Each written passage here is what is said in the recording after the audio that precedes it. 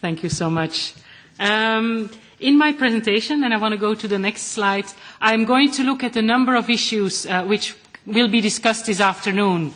And they have to do, apart from we looked at job quality this morning, now we look much more at the interaction between work and the worker and how this fits out over the life course and certain issue they might come across. We look at sustainability of work and the concept we have developed in Eurofound, an aging workforce and workers of all ages, the impact of work on health and maybe the other way around as well, workers with health issues, reconciliation, work and private life, and I will make a little remark as well about gender equality. Next slide, please. So in Eurofound's concept of sustainable work of the life course, there are two elements which are important. First of all, to ensure that more people can participate in the labour market. So we're talking about an inclusive labour market to increase employment rates. Those who are not working at the moment, is there a possibility of including them? For instance, people with health issues, etc. And to ensure that people are able and willing to work to retirement age and eventually even a later retirement age. So building up resources, kind of personal resources in terms of health, skills, etc., so that people can continue to work eventually until a later age. And in this session we will focus more on the conditions that enable a fit between work and the circumstances throughout the working life. So this can have to do with either a preventative and a proactive approach, which might be helpful. We will look indeed a little bit at what's a healthier working life, and then how can certain specific situations or issues be taken into account so workers can continue working. Next slide, please. So continue. There are two elements. First of all, the job and the job quality. And this we have discussed this morning and was introduced by Agnès this morning extensively and then discussed in the panel, where we have seen that good working conditions and job quality are instrumental for workers that they are able and to continue working over their life course. And I think this can be done either through policies, legislations, collective agreements and workplace practices are important in there. But that issue was discussed at length in the first session. We might come up with some elements in this session again.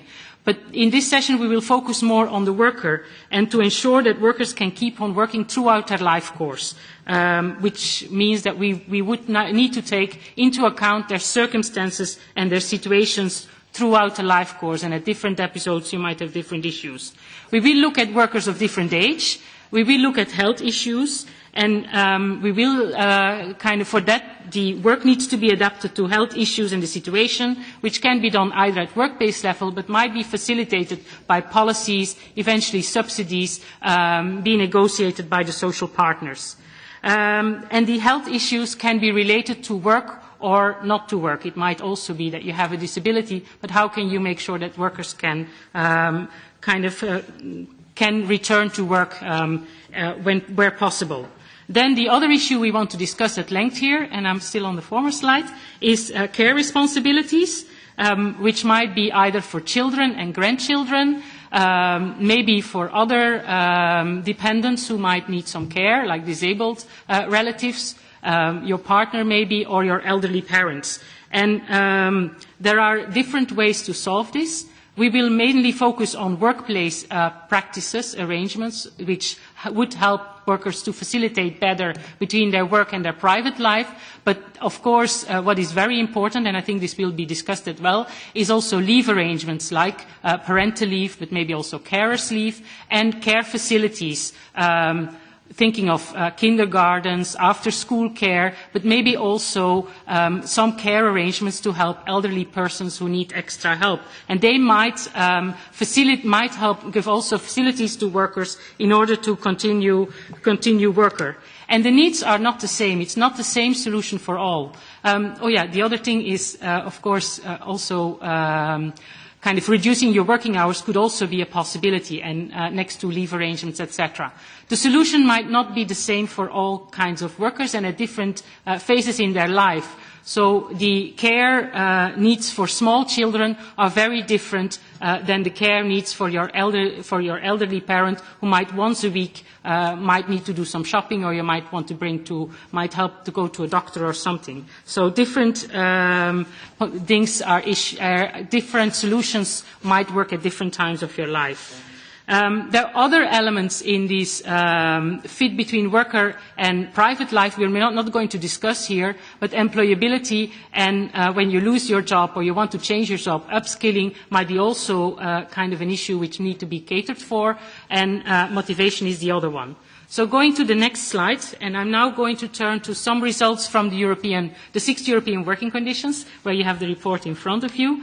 And reflecting on an aging workforce, age, work and sustainable work, we see that it's important to cherish the working conditions of all workers. To adapt to an aging workforce, it's not sufficient to only look at older workers. You need to look at working conditions of workers over the working life.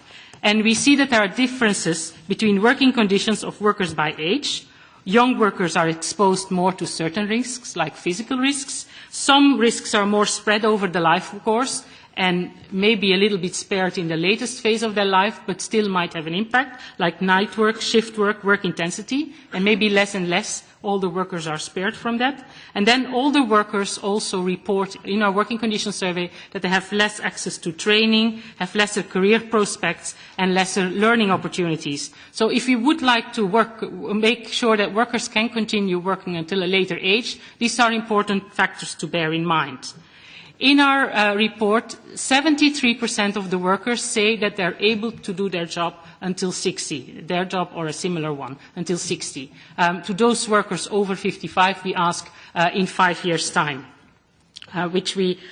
this means also that 27% of workers say that they're not able to do their job until 60. This is more the case for men than women. Men are more likely to say that they're able to do their job until 60. And if we look at the gender gap between men and women in countries, we see that the gender gap is not very big for most of them, except if you look at the 55-plus workers, the gender gap is quite big in some countries and can be even go up to 20 percentage points.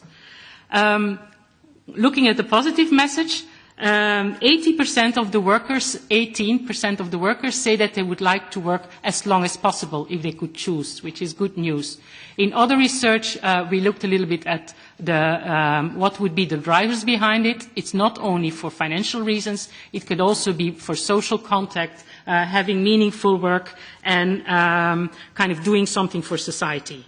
So sustainable work is associated with all job quality indices except earnings. So in this graph, and I'm going to try and give you, no, I'm still on the former one. You see these blue bars there. Blue bars are good news. The job quality indices are in the positive way. So you see that sustainable work is associated with all job quality indices, and it's on the right-hand side, so they're positively associated. It also means that if they score badly on some of the job quality indices, it works negatively. And when we looked at the working conditions separately, we saw that being exposed to physical risks, work intensity, shift work, night work, being afraid of losing one's job, being treated unfairly, and also particularly quite strongly, bullying and harassment are associated. They kind of increase the likelihood that you say no to that question, that you're not able to work until 60. And having a good social environment, support from your colleagues, getting recognition for your work, doing meaningful work, and being able to take time off at short notice to take care of private issues helps workers and increases the likelihood to say yes to this question. Going to the next slide, I wanted to show some differences, and this graph comes from our survey mapping tool, where you can see the results presented by countries. And the darker the country is, the higher the percentage of workers who say that their job is sustainable. So we find, as I said in the former slide, 73% of workers say that they could work until the age of 60. It's more than 80% of the workers in Germany, Portugal, Denmark, Sweden, Italy and Ireland. but it's less than 60% of the workers in Turkey, France, Slovenia, and these are the countries which were most striking on that graph. So then turning to a different issue, job quality and health. Next slide, please.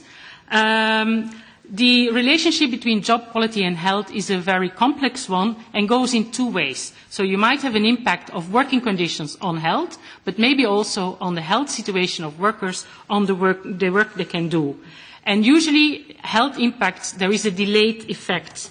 And you also have a healthy worker effect that maybe certain workers withdraw earlier from the labour market because they're not able to do. So if you compare workers over their working life, you might have lost some of them. Why is this important? So it has an impact on the ability to continue to work and also for this inclusive labour market. In our survey, 1 worker in 4 said the work affects their health negatively, 26%. This is more the case for men than women, 28% of men compared to 24% of women. 6% of the workers is at risk of having mental well-being problems. 1 in 3 report backache, musculoskeletal disorders, fatigue or sleeping problems.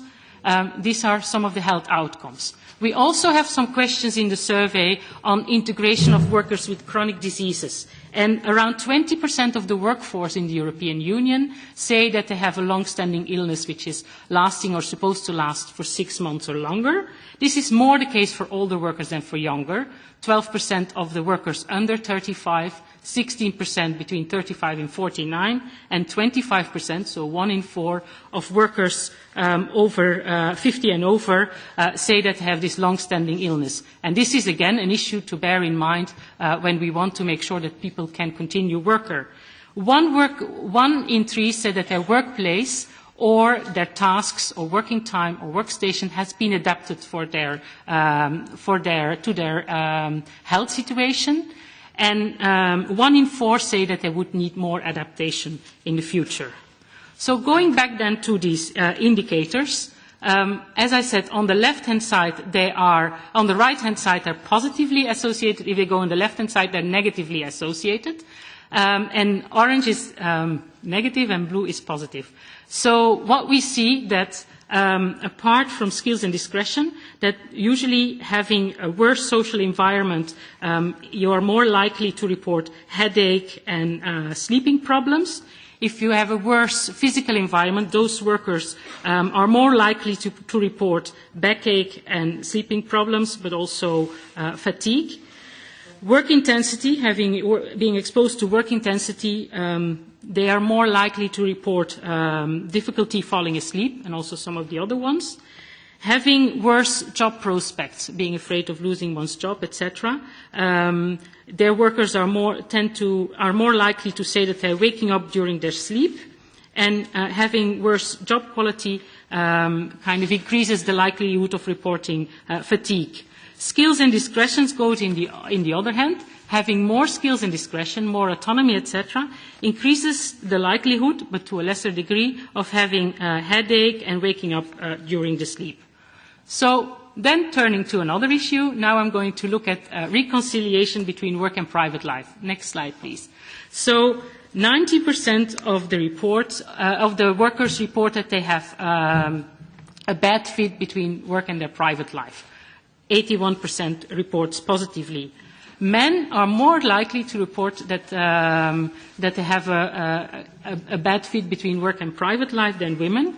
This has to do that women often choose their working hours and working time arrangements in function with their private life. But what we will show also in a minute is that women do more of the unpaid work. And the more intensive times is that when there are children. So work-life balance is associated negatively with long, irregular and social hours, and associated positively with shorter hours, autonomy, and being able to take time off at short notice, and also being able to use this ICT and mobile work. We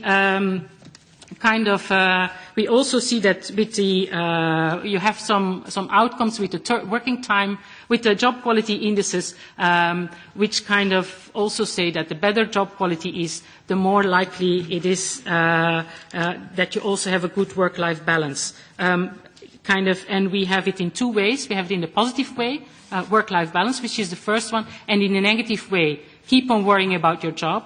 Say about 15% of the workers, too tired for work to do the household job, reported by 21% of the workers. Physical environment increases the likelihood of being too tired after work. The same for work intensity, that also increases the likelihood to report that you keep on worrying about your job. And I'm going to go to the next slide because I know that time is running. Then unpaid work is unevenly distributed. As I already said, the more intensive time for work-life balance is when there are children in the household.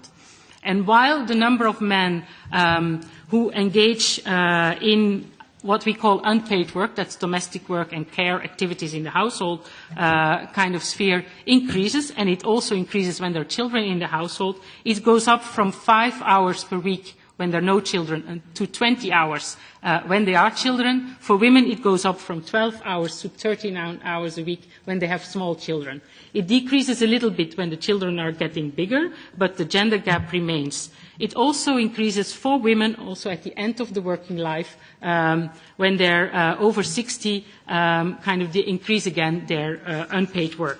So going to my last slide, the interaction between work and private life is an important one, and catering for specific needs can be done at different levels. But the workplace level is a very important one, but I think this whole legislative and the legislative framework is an important one. So different needs ask for different solutions. So it cannot be a one-fits-all solution, so it needs to be adapted. And some of these solutions are not necessarily to be done on a permanent time. It might only for a while that you need a particular solution.